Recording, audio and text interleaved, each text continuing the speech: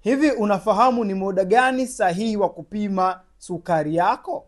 Inawezekana haujawahi kujua kama una changamoto ya kisukari, lakini inawezekana una changamoto ya kisukari lakini muda ambao unapima si muda sahihi, na ndio maana unakosa majibu. Sasa zipo nyakati mbili ambazo ni nzuri sana kwa hiyo mgonjwa wa kisukari kuhakikisha unapata vipimo. Hapo ndipo utadetermine sukari yako iko katika kiwango cha kawaida ama sukari yako imepanda, sukari yako haiko kawaida, inabidi iweze kuanzishiwa matibabu mapema. Na nyakati hizi ni kama zifuatazo. Hakikisha unapima sukari asubuhi kabla ujala chochote, yani ile asubuhi na mapema, kwa sababu ile itapima sukari yako kabla hujala. Lakini pia hakikisha unapima sukari masaa 2 baada ya kula. Hii pia itakusaidia kuweza kujua sukari yako baada ya kula inasoma ngapi. Hebu niambie wewe mgonjwa wa kisukari, huwa unapima sukari nyakati zipi kati hizo mbili, au huwa unapima wakati wote tu ukijisikia?